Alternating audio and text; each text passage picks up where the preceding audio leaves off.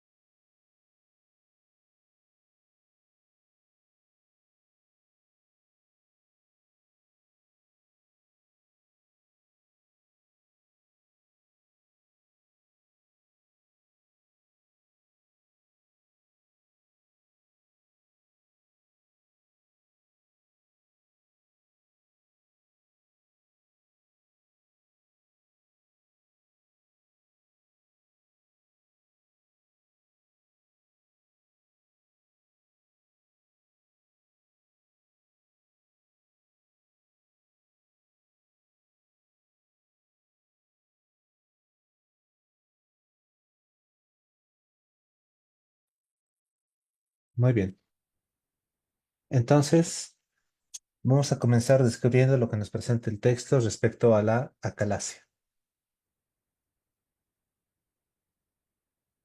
Y para ubicarnos un poco respecto a dónde nos encontramos respecto a la acalasia, pues el texto nos va a hablar de los trastornos de la motilidad de la faringe y el esófago. Bueno, nosotros tenemos también otro tipo de trastornos funcionales, por ejemplo, el que más describe el libro es la parte de enfermedad por reflujo gastroesofágico y se encuentra antes de la calasia incluso. Sin embargo, el orden de la bibliografía responde, me imagino, tal vez a un punto de vista alfabético, pero después de hablar de esos tipos de trastornos funcionales, hablamos justamente de trastornos de la motilidad como tal. Y el texto lo divide en aquellos que son dirigidos a la faringe y al esófago superior. Vamos a tener trastornos congénitos, trastornos adquiridos y la presencia también del divertículo de Zenker, que se encuentra arriba. Y más bien, la calasia se encuentra en otro tipo de trastornos, en los trastornos de la motilidad del cuerpo esofágico y del esfínter esofágico inferior. Entonces, son trastornos de la parte de abajo del esófago. De igual forma, estos van a ser primarios y secundarios. Y dentro de los primarios vamos a tener toda una familia de trastornos, entre los cuales el más descrito es la calasia. Pero no es el único, ¿no? Vamos a tener el espasmo esofágico difuso, el esófago de cascanueces, también a nuestro esfínter esofágico inferior hipertensivo.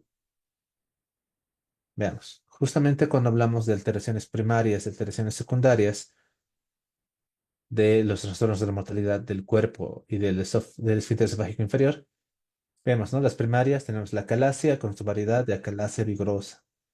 Luego tenemos el espasmo esofágico difuso o también segmentario, el esófago en cascanueces, el esfínter esofágico inferior hipertenso y también trastornos que no son específicos de la motilidad esofágica. También tenemos alteraciones secundarias. ¿Cuál es la diferencia? Pues estas primarias son originadas primariamente en el esófago.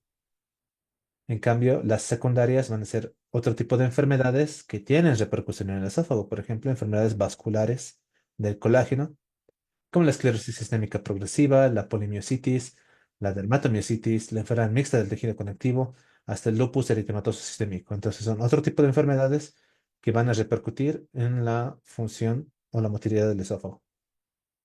También tenemos la pseudoobstrucción intestinal idiopática crónica, las enfermedades neuromusculares, también las afecciones endócrinas y las metastásicas. Y aquí tenemos nuestra primera pregunta para responder durante la clase. Nos dice, una de las siguientes es una alteración primaria de la motilidad esofágica que se caracteriza por aperistasis del cuerpo esofágico.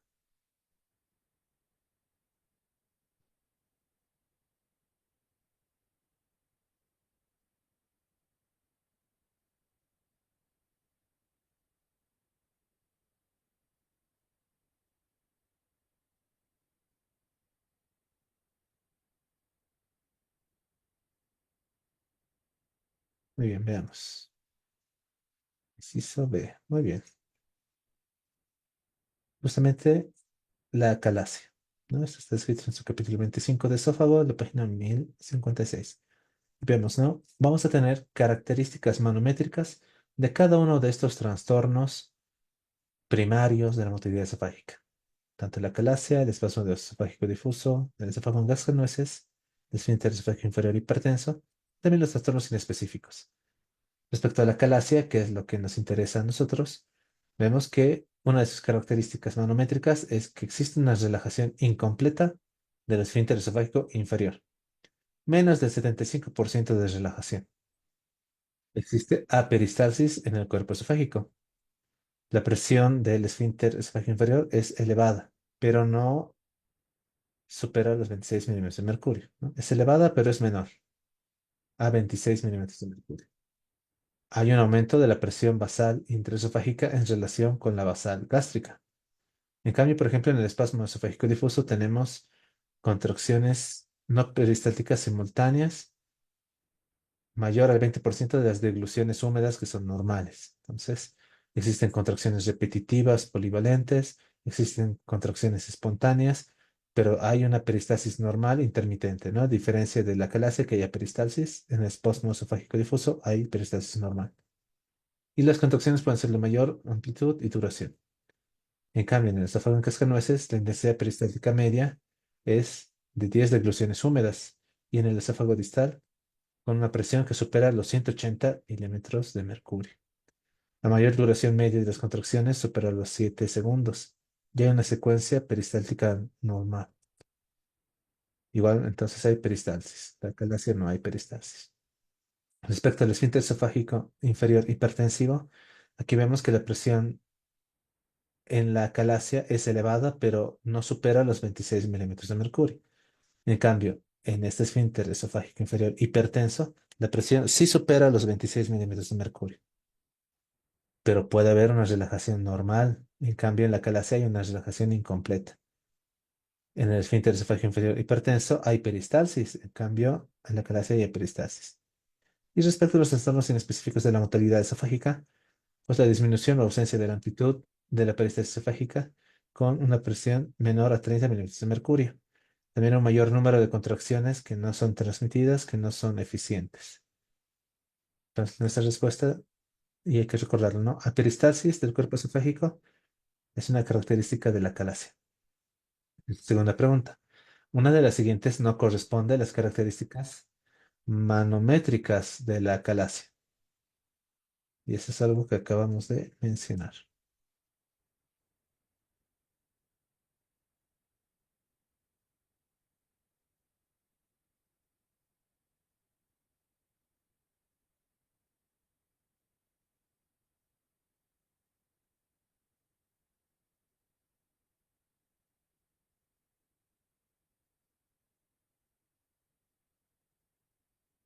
Muy bien, veamos. Y si se ve, muy bien. Entonces, recordamos, ¿no? Lo que no está bien aquí es la peristalsis, porque efectivamente contrasta con este inciso B, ¿no? O es el B o es el D. Recordamos, la peristalsis es la característica de la calasia. Entonces, inciso B, el erróneo es la peristalsis, de igual forma en esta página, 1056. Una tercera pregunta. Uno de los siguientes se considera el valor medio dentro de los valores manométricos normales del esfínter esofágico inferior. Y eso lo vimos en nuestra clase del día martes.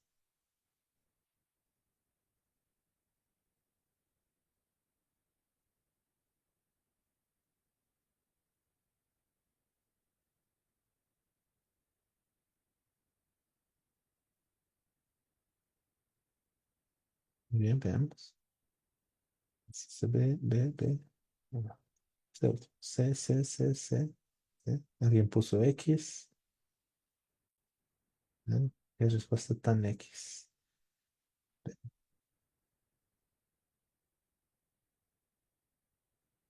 Esta pregunta. ¿No? Cierto, tienes razón. Menor del 75% de relajación. Este es un error mío. Y volviendo a nuestra pregunta, pues sí, han respondido de forma correcta la gran mayoría. La respuesta es que el valor normal, el valor medio del esfínter esofágico inferior es 13 milímetros de mercurio. ¿No? Esto lo habíamos visto justamente en nuestra valoración de la función esofágica cuando hablamos de la manometría de gabinete. Y aquí veíamos, ¿no? Nuestra manometría de gabinete está indicado para los casos de disfagia, con sospecha de trastorno de la motilidad, necesario para la confirmación diagnóstica de trastornos primarios. También identifica anomalías y trastornos secundarios. En casos de enfermedad por reflujo gastroesofágico, identifica el esfínter esofágico inferior defectuoso mecánicamente. Y recordamos estos tres valores medios respecto a la presión del esfínter esofágico distal o inferior, 13 milímetros de mercurio, con una longitud total de 3,6 centímetros y una longitud de la parte abdominal de al menos 2 centímetros. Entonces, la respuesta era justamente el 3. Ahora, cuando hablamos de la manometría de gabinete, pues recordamos que tenemos este tipo de figuras. Y en el texto y también en la clase anterior, habíamos visto que nuestra referencia es justamente esta imagen, que es el estudio de un paciente sin alteraciones, ¿no? Un estudio normal.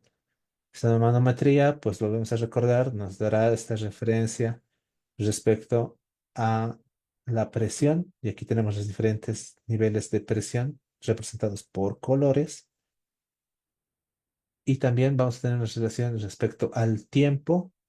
Cada una de estas bolitas van a representar el momento en el cual se realiza la deglución, o sea, cuando se inicia el alimento se va a dar curso a la deglución, y respecto a este eje vertical vamos a tener la distancia que recorre la presión. Estamos hablando del esófago desde la faringe hasta nuestra zona del esfínter esofágico inferior y el estómago. Entonces, cuando sucede la deglución, tiene que haber una relajación del esfínter esofágico superior y la onda peristáltica va descendiendo de forma rítmica respecto al tiempo. Conforme se va acercando hacia distal, pues también la presión en el esfínter esofágico inferior va disminuyendo, porque recordamos que tiene un tono que mantiene cerrado activamente el esfínter esofágico inferior, y al momento de que se va acercando el alimento, se relaja para permitir su paso al estómago y nuevamente existe el cierre para evitar el reflujo, ¿no? Entonces, más o menos esta sería una figura normal de una manometría que nosotros deberíamos recordar. ¿Por qué? Porque luego tenemos este tipo de resultados, donde se da al paciente a deglutir y, como pueden ver aquí, no hay presión a nivel de nuestro esfínter esofágico inferior. Sí existe el seguimiento o la propulsión, o tras la propulsión de la faringe, el esófago realiza su función de trasladar mediante ondas peristálticas el alimento, pero no encuentra la función normal del esfínter esofágico inferior. Entonces, como dice aquí, este sería el estudio de un esfínter esofágico inferior mecánicamente defectuoso, muy relacionado a la enfermedad por reflujo gastroesofágico. Luego tenemos este otro tipo de resultados de manometría, en la cual vamos a tener diferentes momentos en los cuales se presentan presiones a nivel o a lo largo del esófago, o sea, contracciones con alteración de la presión. Vemos también que se alcanzan altas presiones, ¿no? En un estudio normal no llegábamos a presentar presiones muy elevadas, especialmente en el cuerpo esofágico. Sin embargo, aquí podemos ver cómo se manifiesta, ¿no? Esta es, por ejemplo, una peristalsis deficiente del cuerpo esofágico, ¿no? No logra presentarse la figura que habíamos visto de forma rítmica, de forma ordenada a lo largo del tiempo y el espacio. De igual forma acá, este yo creo que es el que nos va a representar lo que estamos viendo ahora. ¿Por qué razón? Pues por nuestra palabra clave, ¿no? No existe una peristalsis normal en el cuerpo esofágico. Si se dan cuenta, si bien existe relajación, es una relajación escasa. Esto entonces es un estudio de manometría de acalasia,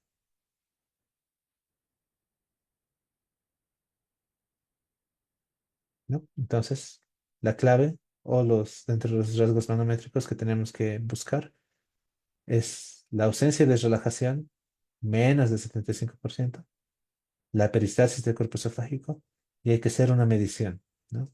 Esta presión tampoco es demasiado elevada. Si bien es elevada, más de lo normal, pero no debería superar los 26 milímetros de mercurio.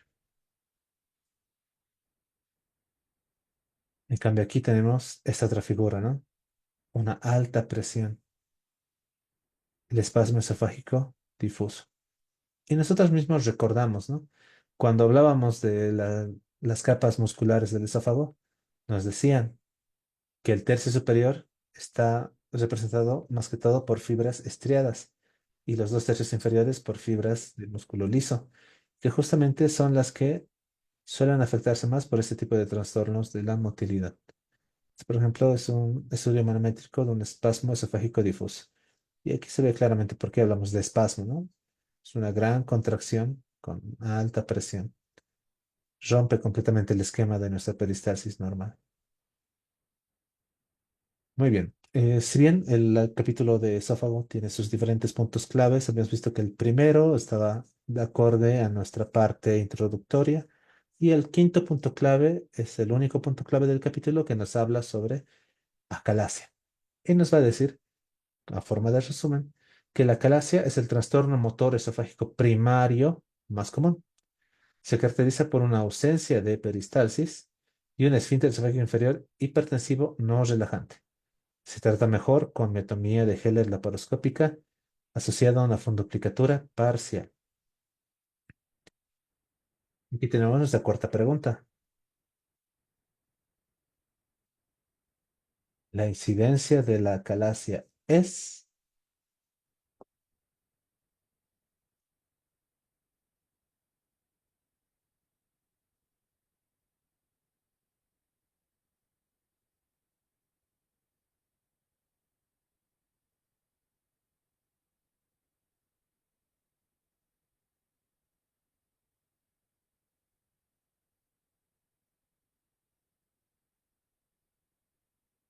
Muy bien, veamos. Veamos las respuestas. Inciso la mayoría inciso E. Veamos. Efectivamente, 6 por 100.000 habitantes por año. Nuestra página 1056. Si se van a dar cuenta, no es una parte del texto muy extensa. Realmente es un subtítulo de los trastornos primarios de la motilidad. Pero recordamos también, ¿no? Cuando hablamos de incidencia, generalmente este tipo de tasas se calculan en 100.000 habitantes. Siendo así, los tres incisos se eliminarían por descarte y solamente nos quedaríamos entre 1 por 100.000 o 6 por 100.000. Entonces, 6 es el número mágico, ¿no? Si hablamos de la calasia, el texto nos dice, es el trastorno de la motilidad primaria más conocido y el mejor comprendido del esófago. Su incidencia es de 6 por 100.000 habitantes por año. Y si bien suele haber ausencia total de la peristalsis, en el cuerpo esofágico, 5% de las contracciones pueden considerarse peristálticas, ¿no? Aquí, por ejemplo, esta es una representación, tal vez no se observa de esta forma como tal, pero en realidad lo que quiere representar es que existe un esfínter esofágico inferior hipertensivo, ¿no? Que no se relaja. Respecto a la patogenia, nos menciona, puede estar en relación a la degeneración neurógena. Y esta degeneración neurógena nos menciona el texto que puede ser de forma idiopática, como también puede estar en relación a lo que viene a ser un origen infeccioso. Ahora, respecto a lo que viene a ser, por ejemplo, de tipo idiopático o infeccioso, la palabra clave es la degeneración neurógena. ¿Por qué una degeneración neurógena? Porque mediante estudios y experimentos en animales, en los cuales se ha realizado una destrucción del núcleo ambiguo y del núcleo motor dorsal, estos animales han presentado acalasia, han presentado disminución de la relajación del esfínter esofágico inferior. Y también se ha visto que en los pacientes que tienen la enfermedad de la acalasia existen cambios degenerativos en el nervio vago del plexo mientérico del esófago. Entonces, esa es la clave. ¿Por qué pensamos que es una degeneración neurógena? Pues porque cuando experimentamos en animales, al destruir estos núcleos, presentamos o presentan acalasia, y los pacientes a los cuales se les estudia tienen esos tipos de cambios degenerativos, ¿no? Veamos, ¿qué es lo que tendría que suceder? Existe inicialmente una degeneración de estos núcleos motores. Esta degeneración de estos núcleos motores que controlan el tono del esfínter esofágico inferior, pues va a producir una hipertensión de ese esfínter. Al encontrarse hipertenso, va a producir una incapacidad para relajarse cuando existe deglución. Y por tanto, el alimento que desciende no va a poder quedarse aquí. O sea, no va a poder pasar al estómago y se va a quedar en el esófago. Si se queda en el esófago, aumenta la presión esofágica intraluminal. Esta elevación de la presión esofágica intraluminal lo que va a hacer es ir produciendo dilatación esofágica. Entonces el esófago, al no poder vaciar su contenido hacia el estómago, va a empezar a acumularlo, a aumentar su presión intraluminal y va a empezar a dilatarse. Conforme se dilata, pues va a estirar lo que viene a ser sus fibras musculares y por tanto esas fibras musculares van a dejar de ser funcionales y van a tener una motilidad inadecuada y se va a ir perdiendo progresivamente la peristalsis. Todo esto va a conllevar a que exista una retención funcional del material que uno ingiere. Lo que comemos, muy poco pasará al estómago, la mayor parte del alimento se quedará en el esófago.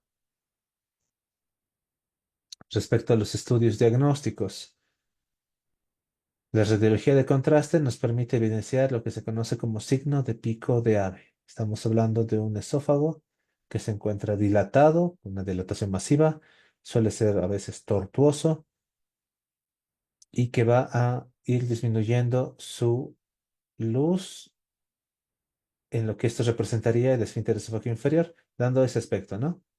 El pico de un ave. En cambio, cuando nosotros tenemos la acalasia vigorosa, en la cual nosotros recordamos, la acalasia como tal no tiene que existir peristalsis. En la acalasia vigorosa sí se pueden ver contracciones simultáneas en estudios de manometría, pero este tipo de contracciones simultáneas pues va a asociarse a episodios de dolor torácico. Recordamos que la acalasia vigorosa se conoce como una acalasia tipo 3 en la clasificación de Chicago y es muy difícil distinguir el patrón manométrico de esta acalasia vigorosa con el espasmo esofágico difuso. Bueno, eso es respecto a lo que viene a ser solamente acalasia, ¿no? Entonces vemos, tenemos su etiopatogenia, que es la degeneración neurógena, que todo eso lleva a la hipertensión del esfínter esofágico inferior, que va a producir la dilatación del esófago, la pérdida de su peristalsis y la retención del alimento. Dentro de los estudios diagnósticos, ya habíamos adelantado un poco aquí, ¿no? Tenemos nuestro estudio de manometría, en la cual evidenciamos lo que nos dice el texto en esa tablita. La peristalsis del cuerpo esofágico, hipertensión, disminución de la relajación del esfínter esofágico inferior. Llegando al diagnóstico, nos vamos a lo que nos menciona el texto como la cirugía en este tipo de trastornos motores. Y pues empieza a describirnos diferentes tipos de procedimientos, ¿no? Aquí, por ejemplo, vamos a comenzar hablando de la miotomía esofágica larga para trastornos motores del cuerpo esofágico, ¿no? La miotomía como tal, en el caso de la calasia, suele restringirse solamente a la zona de alta presión del esfínter esofágico inferior. Pero comenzamos nosotros mencionando que también se puede alargar esta miotomía hacia el cuerpo esofágico, ¿no? En esos casos estará indicado más que todo por trastornos motores, en los cuales tengamos formas de ondas simultáneas, segmentarias, generalizadas, en pacientes donde el tratamiento médico no alivia los síntomas. Esto para cuadros de espasmo esofágico difuso y segmentario, para la calasia vigorosa o de tipo 3, y también para trastornos de la motilidad inespecífica asociados a un divertículo esofágico medio o a uno epifrénico. Entonces, en estos casos, para tomar la decisión de realizar una miotomía esofágica, la manometría preparatoria es esencial para definir la extensión de la miotomía. Se asocia a fundoplicatura parcial. Puede realizarse por cirugía abierta o toracoscopía. Hay una mejoría de los síntomas en 40 a 92% de los pacientes. 93% de los pacientes tiene alivio efectivo de la disfagia tras la cirugía. Y aquí podemos ver, ¿no? Es una representación de la técnica larga, ¿no? Una miotomía larga en el sentido de que vamos a llegar desde la parte abdominal hasta la parte torácica incluso, realizando nuestro corte de la pared muscular. Por eso se llama miotomía, una sección del músculo. En este caso, la figura que nos presenta el texto está en relación a un paciente que aparte tiene un divertículo esofágico, entonces se aprovecha para realizar la resección del divertículo, su reparación y finalmente dejar la miotomía, ¿no? El corte del músculo. Esto como una parte introductoria para lo que viene a ser la miotomía de Heller. Y esta miotomía de Heller, pues sí, está dirigido a lo que viene a ser nuestra acalasia. Ahora, habíamos dicho que es el trastorno motor primario más frecuente, más estudiado, más conocido, pero también es el segundo trastorno funcional más frecuente que requiere cirugía. ¿Cuál es el primero? El reflujo gastroesofágico. Entonces, el objetivo de este tipo de tratamientos va a ser aliviar la obstrucción funcional del flujo de salida secundaria a la alteración del esfínter esofágico inferior. O sea, recordamos que la causa del problema radica en que el esfínter esofágico inferior no se relaja, se encuentra hipertenso. Entonces, los tratamientos que actúan a ese nivel pueden ser primero endoscópicos mediante dilataciones. Por ejemplo, esto nos muestra cómo se utiliza un balón neumático o de solución que ingresa hasta el esfínter esofágico inferior, logra atravesarlo y posteriormente infla el balón para producir la dilatación. Esto puede tener ciertos resultados. Sí, el problema es que necesita que se hagan varias sesiones de dilatación para ir aumentando cada vez un poco más la luz o disminuyendo lo que viene a ser la hipertensión que tenemos a este nivel en el esfínter esofágico inferior. Pero no es el único tipo de procedimiento endoscópico, ¿no? Tenemos también, por vía endoscópica, la inyección de toxina botulínica, que permitiría también que esta hipertensión se relaje, ¿no? Disminuya la presión a este nivel, permitiendo la deglución o el paso del bolo, perdón, de la parte del esófago al estómago. Y de igual forma, de forma endoscópica, se puede realizar una miotomía que corta el esfínter. En este caso, como pueden ver, la idea es ingresar cortando la mucosa del esófago, ingresar hacia un espacio que nos lleve hacia el compartimento muscular y una vez que ingresamos a este nivel, disecarlo y empezar a producir la resección, ¿no? Ir reseccionando, eliminando ese músculo.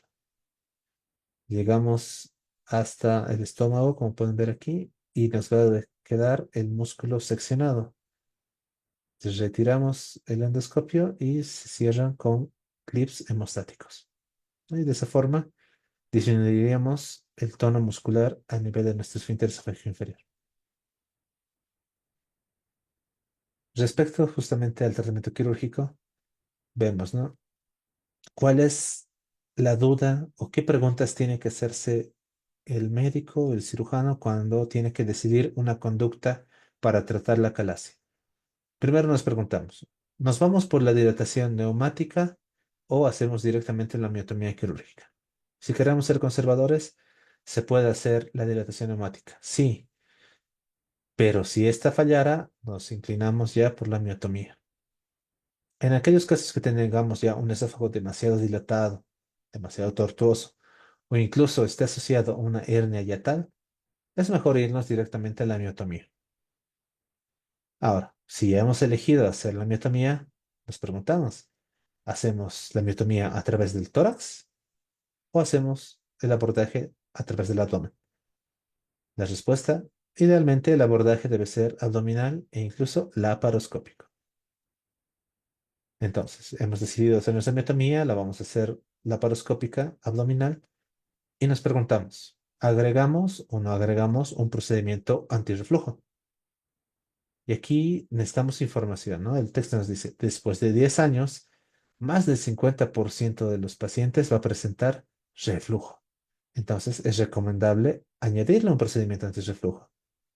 Ahora, el texto dice, no necesariamente una técnica Nissen de 360 grados. Deberíamos inclinarnos por técnicas no totales, sino parciales. Estamos hablando de fundoplicatorios parciales, como la técnica de Belsi de 270, o una Toupet de 180 grados, o una tipo DOR también de 180 grados. Y ahora, con todo lo que acabamos de describir, ¿es posible o no curar la enfermedad? Bueno, mientras antes tomemos una conducta, el resultado es mejor. Respecto a esta figura, aquí podemos ver, ¿no?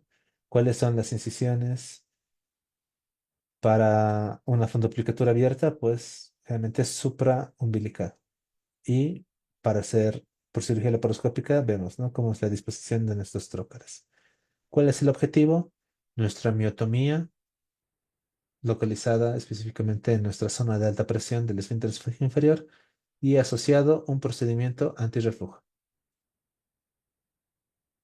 Entonces, el texto nos dice, la cardiomiotomía laparoscópica o miotomía de Heller laparoscópica se ha convertido en el tratamiento de elección para la mayoría de los pacientes con acalasia. Entonces, ¿qué es lo que necesitamos? Aquí, por ejemplo, tenemos un caso en el cual tenemos también un divertículo esofágico. Entonces, la idea es llegar al hiato del diafragma, hacer una separación, identificar bien las estructuras del esófago inferior. Hay que recordar muy bien que aquí adelante nosotros tenemos nuestros nervios vagos, tanto delante y atrás. Entonces, hay que hacerlo con mucho cuidado, realizar la división completa de todas las fibras musculares circulares y de cabestrillo. Tenemos que seccionar solamente la capa muscular. No tenemos que perforar el esófago. Esa es la parte complicada. Trabajamos la adventicia, bueno, en este caso la capa más externa del esófago. Llegamos a la capa muscular, la seccionamos sin comprometer la mucosa. Tenemos que seccionar, dividir todas las fibras musculares circulares. Hacemos la miotomía distal de forma adecuada para reducir la resistencia y también hay que socavar la muscular para permitir una amplia separación del músculo esofágico. En estos casos, como pueden ver aquí, aparte de hacer la miotomía, aprovecha para seccionar o extirpar el divertículo y hay que realizar una prevención del reflujo postoperatorio. Eso puede ser asociando nuestra cirugía antirreflujo. Respecto a la miotomía abierta del esófago, pues rara vez se utiliza, ya que ahora tenemos la ventaja del abordaje laparoscópico. No se utiliza con mucha frecuencia, pero cuando se utiliza generalmente suele ser para reparaciones. Una cardiomiotomía laparoscópica, pues recordamos que quien comienza a hablar de este tipo de procedimiento es Ernst Heller, quien describe la miotomía doble ya en 1913. Posteriormente, cuando se hace el abordaje laparoscópico, tiene la ventaja de que nuestra disposición de los trócares, la técnica como tal, es muy similar al abordaje que se hace para una fundoplicatura tipo Nissen. Y por tanto, tras la miotomía se debe asociar una hemifundoplicatura o una fundoplicatura parcial tipo DOR o SINOS, o sea, la DOR que suele ser anterior, o una parcial, una fundoplicatura parcial posterior tipo TUPET. La anterior tipo DOR, la posterior tipo TUPET. Generalmente se elige TUPET por su facilidad. Esta es, por ejemplo, una posterior tipo TUPET. Pero también se puede producir la miotomía endoscópica oral, es lo que habíamos visto en esta figura, ¿no? Esta técnica desarrollada en Japón es la última técnica cuando nosotros hablamos de mínima invasión. Realizamos la apertura de la muscular desde la luz del esófago, ingresamos a la luz del esófago, la mucosa se atraviesa, llegamos a la capa muscular, la seccionamos y cuando nos vamos, cerramos la muscular. Perdón, la mucosa. Se cierra la mucosa con clips endoscópicos. Este procedimiento tiene la gran ventaja de ser ambulatorio. Sin embargo, tiene riesgo de un 40-50% de reflujo gastroesofágico posteriormente. ¿Por qué? Si se dan cuenta, acabamos de decir, nosotros asociamos a nuestra miotomía de Heller un procedimiento antirreflujo. Esto lo podemos hacer por vía laparoscópica para hacerlo de mínima invasión. Sin embargo, cuando se utilizan estos métodos que vienen a ser endoscópicos, especialmente la miotomía endoscópica, sí se puede seccionar el músculo y por tanto vamos a tener un buen resultado. O sea, vamos a tener la relajación, pero nada nos va a ayudar a prevenir el reflujo. Aquí no se puede hacer un procedimiento antirreflujo porque estamos ingresando por la luz esofágica. Entonces, esa vendría a ser una de sus desventajas, ¿no? Si bien es ambulatorio, es de mínima invasión y demás, pero entre 40 y 50% de los pacientes van a presentar una enfermedad por reflujo gastroesofágico. Nuevamente, aquí tenemos cómo el texto nos describe el procedimiento. Aislamos nuestro esófago. Aquí tenemos nuestro Penrose que nos va a ayudar a movilizarlo, a aislarlo. Vemos cómo pasan por aquí o pasa por acá el nervio vago y nosotros lo alejamos para no lesionarlo. Y una vez que abordamos el esófago, encontramos su capa muscular y la seccionamos. La vamos seccionando y una vez que se encuentra seccionada sin atravesar su capa submucosa y mucosa, o sea, sin perforarlo, hacemos que esta miotomía sea tanto superior como inferior. Esa es la clave. No tiene que ser solamente un espacio de nuestra zona de alta tensión.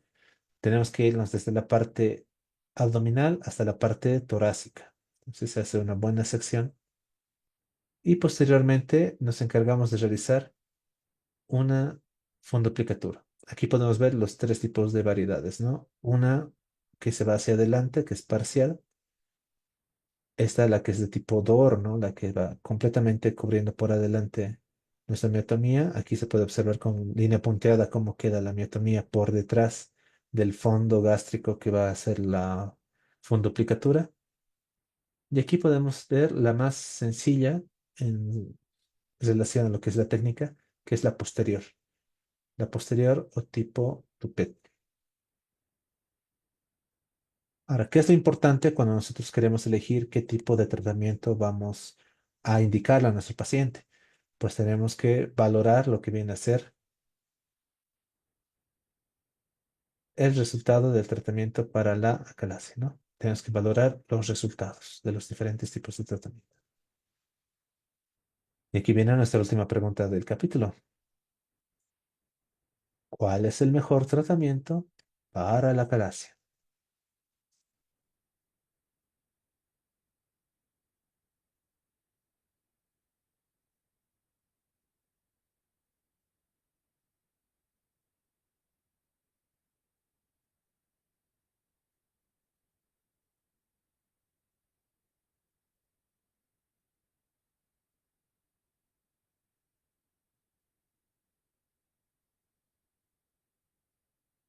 Muy bien.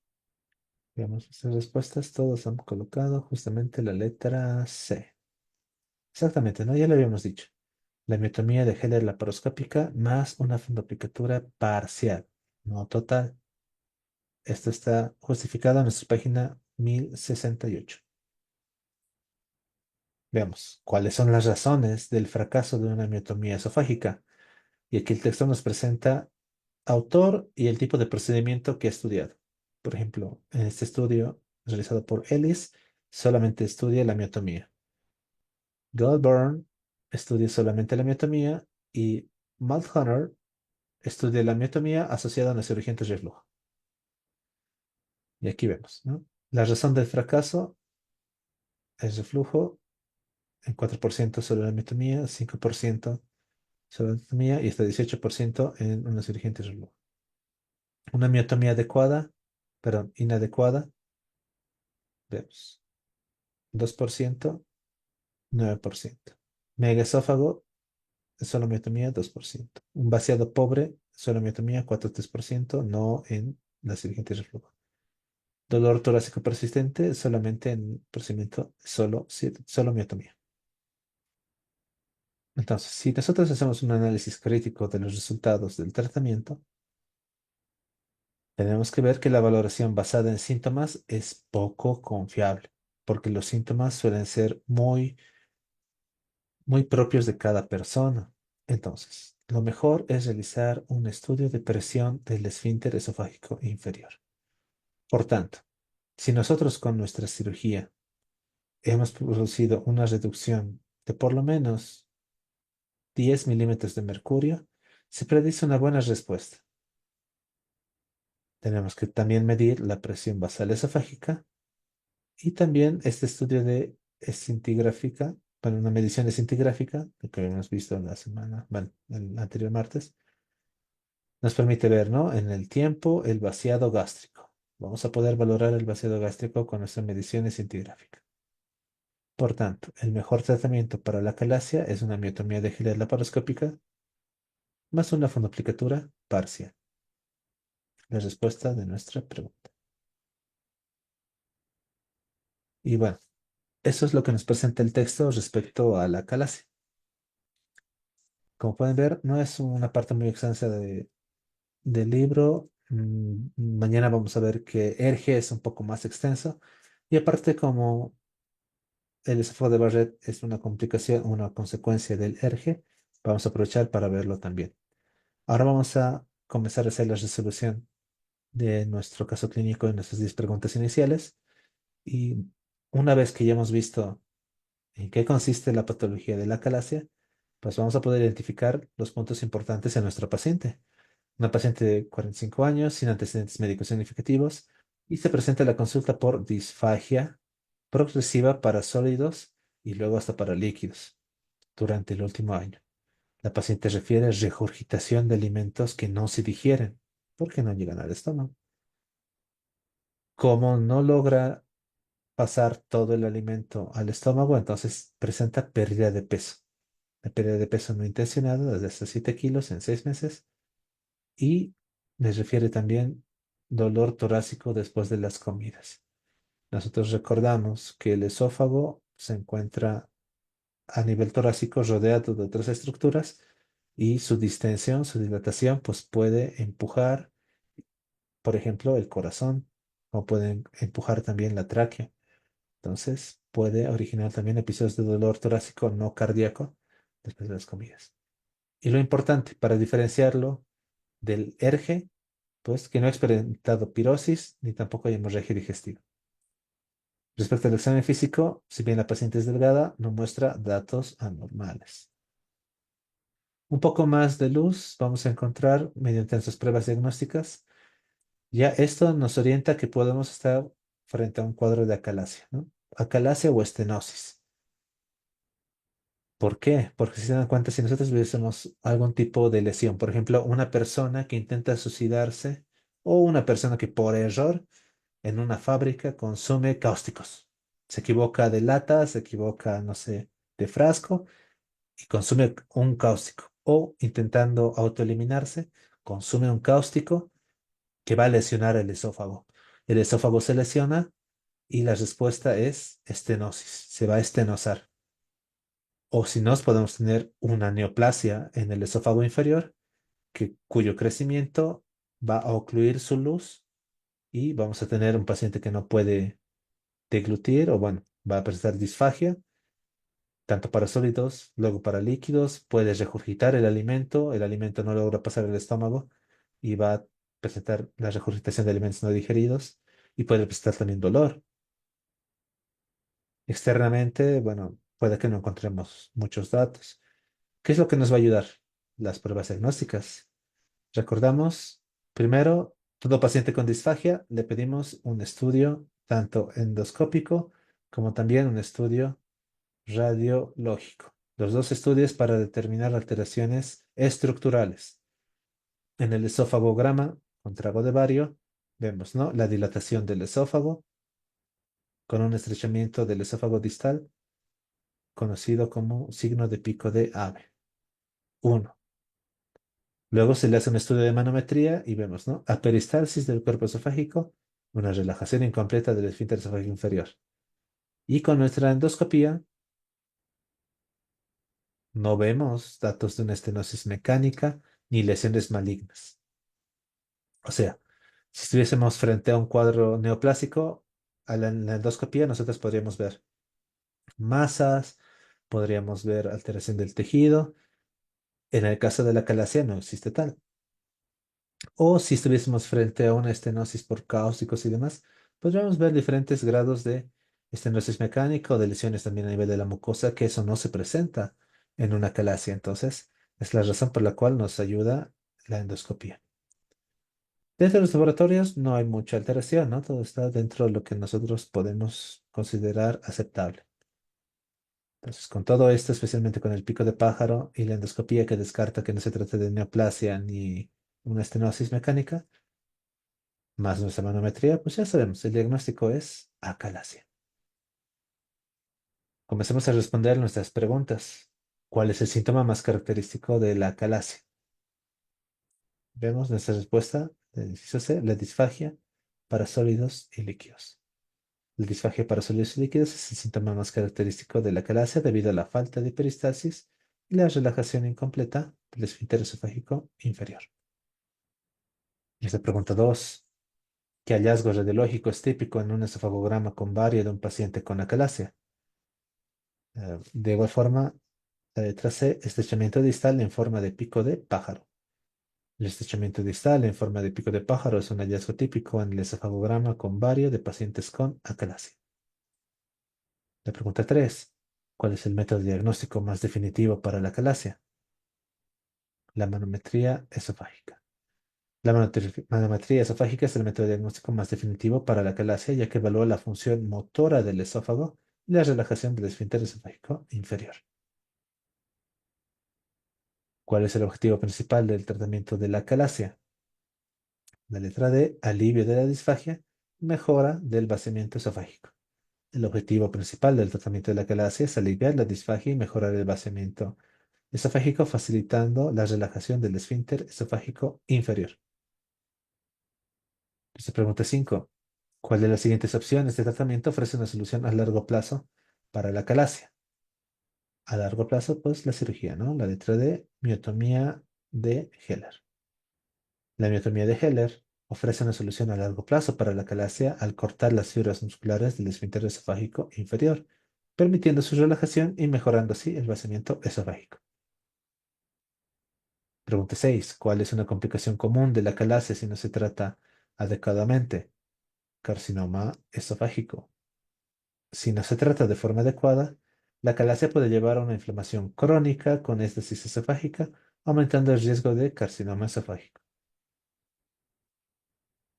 7. ¿Qué hallazgo manométrico es característico de la acalasia? Recordamos, ¿no? La peristalsis y la hipertensión del esfínter esofágico inferior.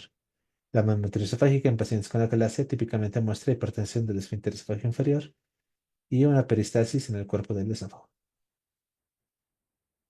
¿Cuál es el papel de la endoscopia digestiva alta en el manejo de la acalasia? Paso diagnóstico.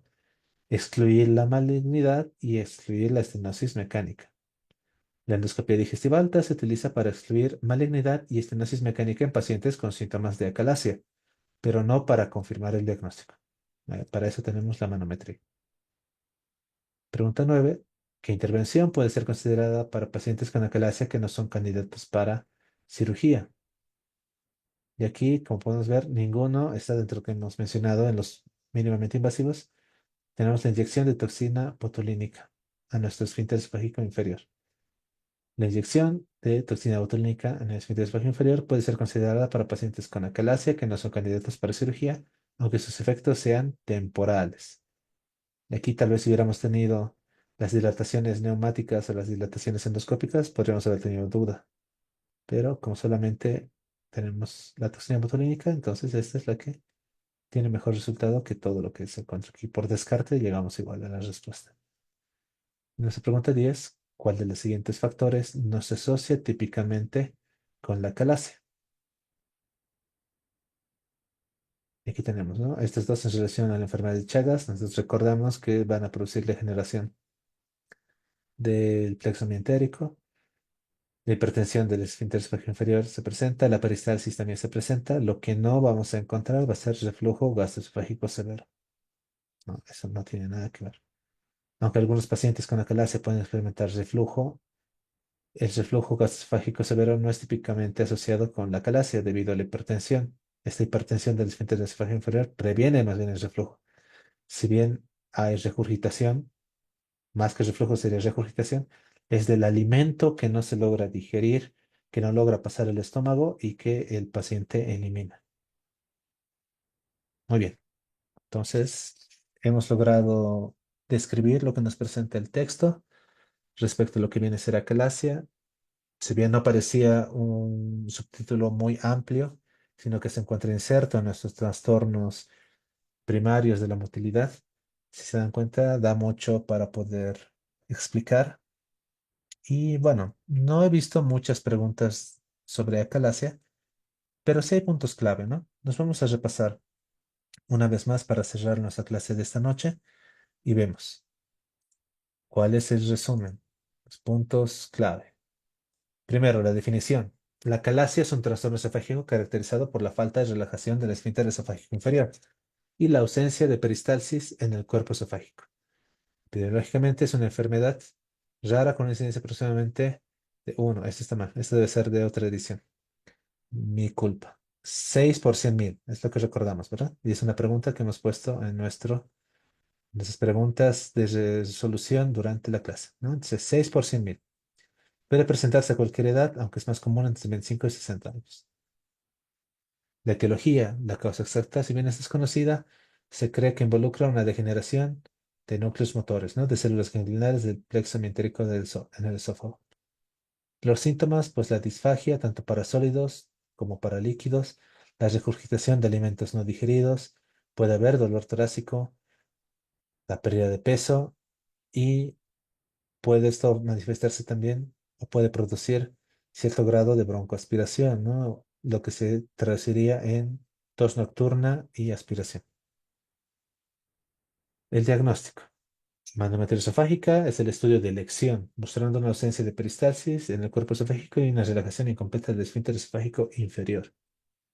El esofagograma con bario revela un esófago dilatado con un estrechamiento en la unión gastroesofágica, conocido como signo de pico de pájaro. La endoscopia digestiva alta nos sirve para descartar cuadros neoplásicos y otras causas de obstrucción esofágica, como las estenosis. Respecto a la clasificación de la calasia, veamos, ¿no? Tenemos diferentes. La tipo 1, basados en los patrones manométricos, conocida como acalasia clásica por la ausencia de la peristalsis. La de tipo 2, aquella con una presión panesofágica. Y la tipo 3, en nuestra clasificación de Chicago, ¿no? Porque presenta contracciones espásticas, se la conoce como acalasia espástica o vigorosa. 7. El tratamiento médico. Médicamente podemos intentar reducir la presión de nuestro esfínter esofágico inferior utilizando nitratos, bloqueadores de los canales de calcio, pero tienen esto eficacia limitada, efectos secundarios significativos. Se puede utilizar la toxina betulínica mediante inyecciones endoscópicas que pueden proporcionar un alivio temporal a aquellos pacientes que no son candidatos a cirugía. De igual forma, por vía endoscópica podemos realizar dilataciones neumáticas. Esto involucra la expansión forzada del esfínter esofágico inferior mediante un balón inflable, con buenos resultados a corto y mediano plazo, ¿no? Pero es necesario muchas veces realizar varias sesiones endoscópicas. De igual forma, se puede realizar la miotomía endoscópica perioral o técnica POEM, un procedimiento mínimamente invasivo que se realiza endoscópicamente para cortar las fibras musculares del esfínter esofágico inferior, que tiene la ventaja de ser mínimamente invasivo, la ventaja de ser ambulatorio. Sin embargo, puede condicionar al reflujo gastroesofágico porque no permitiría realizar un procedimiento antirreflujo o protector. A diferencia de nuestro tratamiento quirúrgico, en el cual tenemos la miotomía de Heller, que es un procedimiento quirúrgico que implica cortar o dividir las fibras musculares del esfínter esofágico inferior para permitir el paso de los alimentos. Generalmente se realiza ahora por vía laparoscópica y para prevenir el reflujo gastroesofágico se asocia o se combina con una fundoplicatura, en este caso parcial. La más sencilla de todas es realizar la parcial posterior o la técnica de Toupet. Respecto a las complicaciones de la calasia, pues tenemos la esofagitis por una inflamación del esófago debido a la retención de alimentos, la estenosis que produce más bien un estrechamiento del esófago, esto igual por episodios repetidos de inflamación, en este caso la esofagitis, y toda inflamación crónica pues siempre lleva consigo el riesgo aumentado de una neoplasia, ¿no? Un carcinoma esofágico de células escamosas. Respecto al seguimiento y monitoreo, pues los pacientes con acalasia requieren un seguimiento regular para monitorear la eficacia del tratamiento y detectar posibles complicaciones. Es necesario la manometría y el encefalograma como estudios que van a ser más fidedignos que solamente estudiar los síntomas. Y respecto a la dieta y el estilo de vida, pues se requieren modificaciones a la dieta, comer lentamente, masticar bien los alimentos, beber líquidos para ayudar a pasar los alimentos por el esófago. Y respecto a la posición al dormir, elevar la cabecera de la cama para reducir el riesgo de regurgitación nocturna y el paso o aspiración a la vía respiratoria. Respecto al pronóstico, pues, con tratamiento adecuado, la mayoría de los pacientes con acalasia pueden obtener un buen control de sus síntomas. Sin embargo, es una enfermedad crónica que requiere un manejo continuo, una vigilancia. Puede existir reflujo gastroesofágico, pues después de tratamientos para la calasia, especialmente la miotomía, si no se combinara con una fundoplicatura, pues el paciente puede presentar reflujo. Es por eso que la fundoplicatura parcial se asocia a este tipo de procedimientos.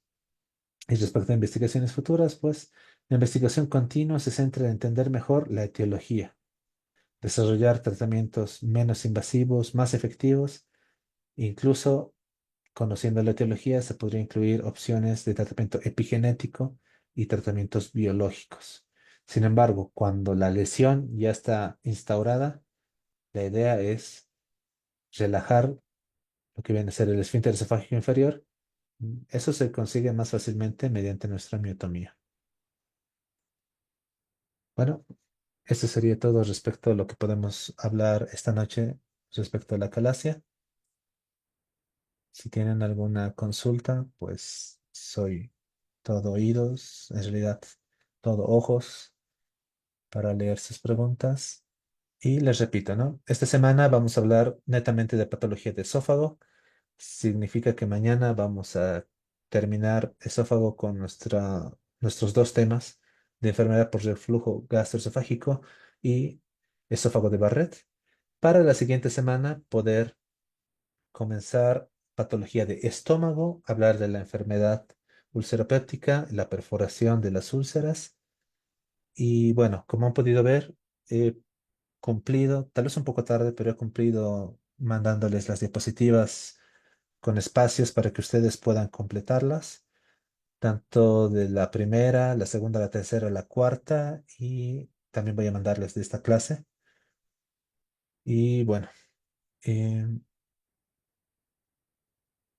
veamos sus preguntas. ¿Qué factores predisponen? Y es que esa es la parte complicada, ¿no? Al no conocer estrictamente la etiología, no podemos identificar qué factores nos pueden predisponer. La clave o lo que se entiende respecto a la etiología es esa lesión a los centros motores, ¿no? Esa degeneración neurógena. ¿Qué factores pueden producir? Pues puede ser idiopática. Ustedes saben que cuando decimos que algo es idiopático es porque no tenemos idea de lo que lo causa. ¿Puede estar relacionado a algún tipo de infección? Sí, las infecciones que generalmente producen ese tipo de degeneración son las parasitarias. Estamos hablando de la enfermedad de Chagas, ¿no? Entonces, si desean tal vez un factor predisponente, puede ser la enfermedad de Chagas, puede ser, pero hay que tener algo en cuenta. ¿La enfermedad de Chagas te puede producir la forma digestiva crónica del megaesófago? Sí, pero esto es muy diferente a netamente hablar de la calasia, porque la calasia no solamente se caracteriza por una dilatación esofágica, se caracteriza o por una peristalsis. Tiene que existir el componente de un esfínter esofágico inferior hipertensivo. Entonces, hablar de factores que predisponen a factores de riesgo es un poco complicado.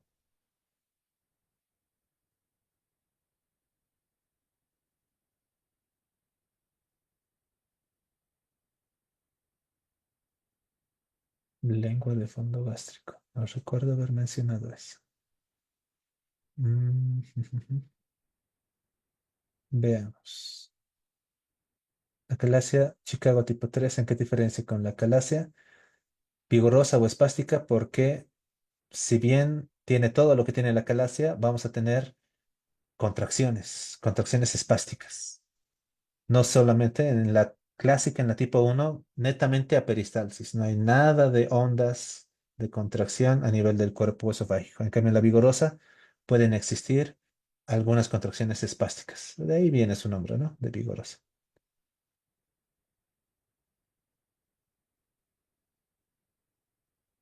¿En cuál es más frecuente, varones o mujeres? Vemos que es igual en ambos casos, ¿no?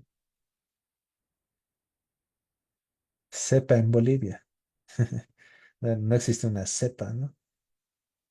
Cuando hablamos de acalasia, la acalasia clásica es la tipo uno y luego tenemos la vigorosa. ¿Me ha tocado ver algún caso? Sí. ¿Se ha podido resolver mediante cirugía laparoscópica? También. Entonces, esa es la ventaja, ¿no? Gracias a la cirugía laparoscópica podemos hacer lo que nos dice el texto, la miotomía, la cardiomiotomía laparoscópica y también hacer su cirugía antirreflujo.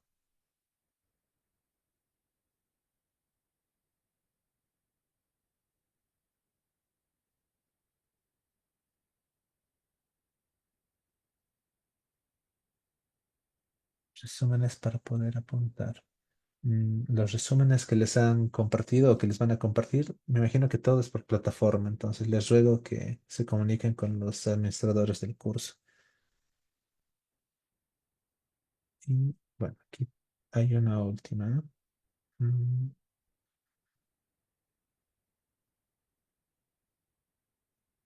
Comparación de tratamiento de miotomía de Heller y fundoplicatura parcial. Veamos. Ese cuadro estaba aquí arriba. Este.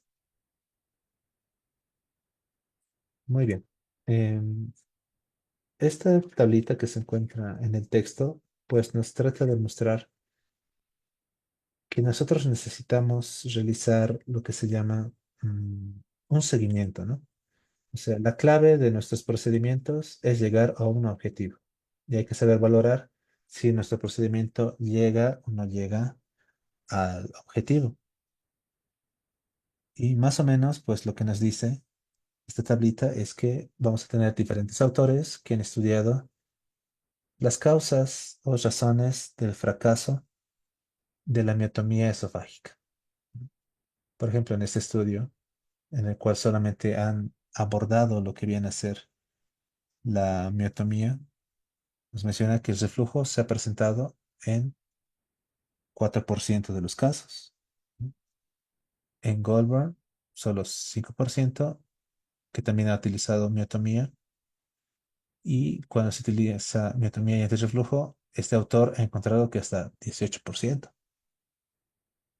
En cambio, para una miotomía inadecuada, como razón del fracaso de la miotomía, 2% para Ellis, no se ha descrito para Goldberg y con Malhammer hasta un 9%. Para megaesófago, de igual forma, ¿no? Más que todo en este estudio de Ellis, que ha sido más completo, no se ha presentado en esta cirugía antirreflujo, el pobre vaciado tampoco, el dolor torácico persistente tampoco en estos dos estudios y solamente un 1% en lo que viene a ser este estudio de Ellis. Ahora, esto es respecto a lo que pueden describir estos estudios, pero ¿qué nos dice el texto? Si nosotros hacemos un análisis crítico de los resultados del tratamiento, si basamos nuestro éxito por síntomas, vamos a tener resultados poco confiables, porque suelen ser muy propios de cada persona, no son muy objetivos. ¿Qué viene a ser objetivo? Para la evaluación del resultado menciona más bien la presión del esfínter esofágico inferior. Y esto es lo que, si nosotros logramos alcanzar, disminuir un 10%, perdón, 10 milímetros de mercurio, la presión que tenía nuestro esfínter esofágico inferior, vamos a tener una buena respuesta. Eso es más o menos lo que nos presenta el texto respecto a la evaluación del resultado.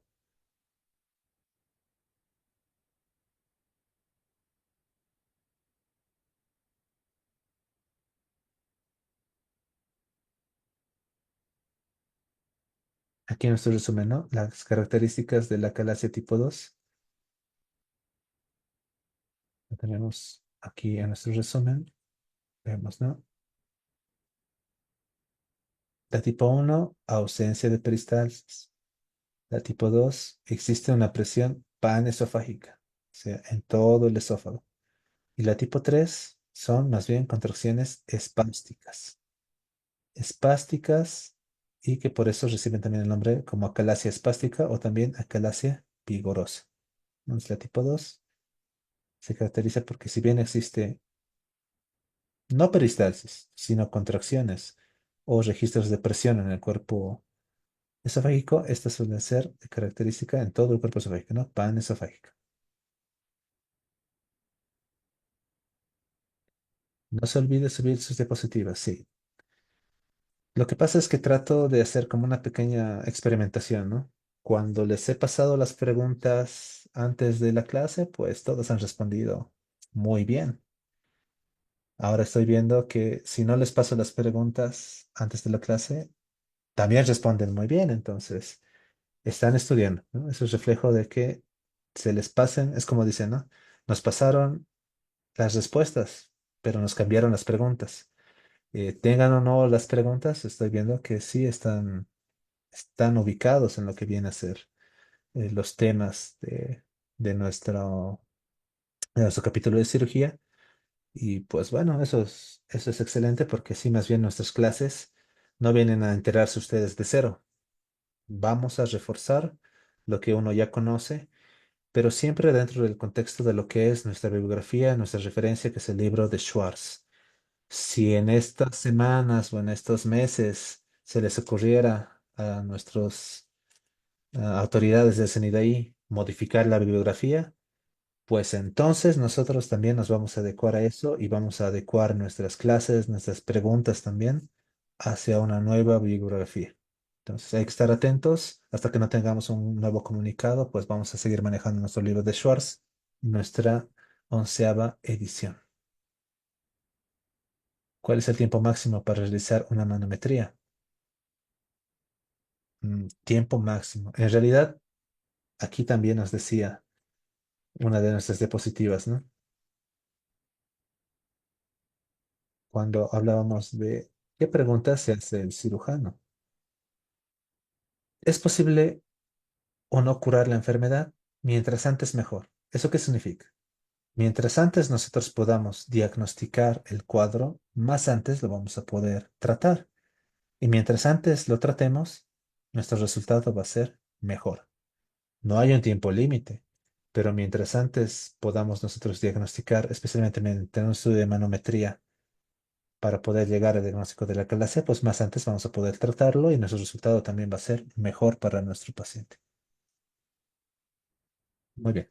Si no tiene más preguntas, vamos a dar por concluido nuestra clase de esta noche. Para mañana vamos a tener nuestra clase de enfermedad por reflujo gastroesofágico y con eso vamos a terminar nuestra semana de esófago para la siguiente comenzar nuestra semana de patología de estómago.